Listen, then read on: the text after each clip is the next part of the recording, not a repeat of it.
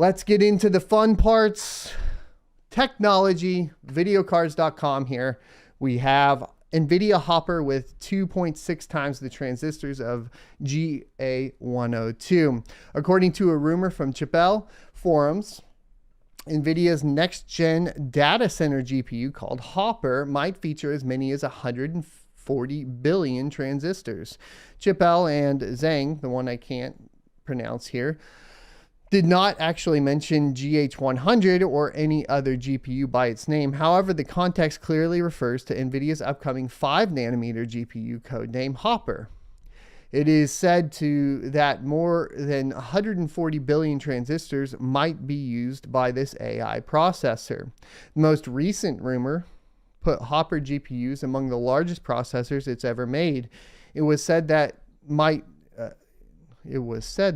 even feature a 900mm squared die, but many enthusiasts are rightly skeptical of this claim because the current EUV photomask reticle limit is 858mm squared.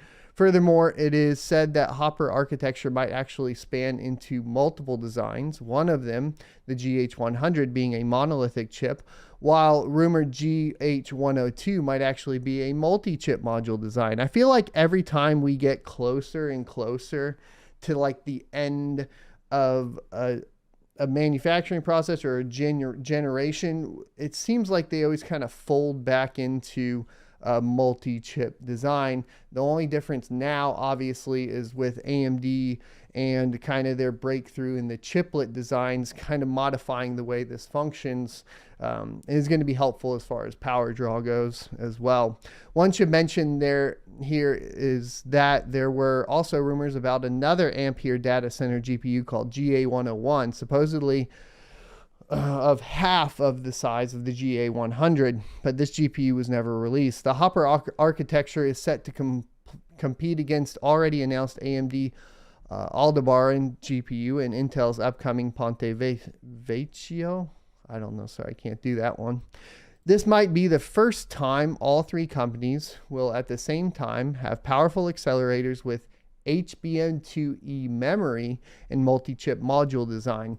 Now, obviously, the HBM2E memory and HBM memory in general has performed really well in mining. The question will be at that point, right, the price to performance and of course power to performance as well, but it's usually super helpful.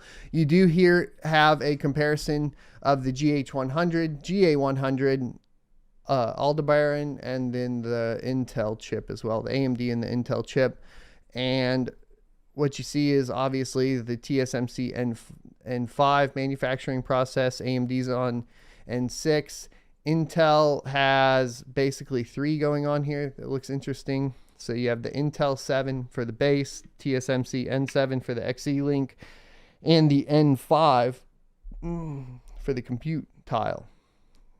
If we take a look at memory, which is kind of what we're really looking at, all of these are pretty good. The Intel is not quite up there, for the mining, as best as I can tell, up to 80 gigabytes. You got up to 128 gigabytes on AMD with 8 by H, and then this 8 by HBM2E, and then the same on the Intel. So if I had to presume right now which one of these would be potentially best for mining, I would lean towards AMD or Intel. Should be interesting to see what they come out with.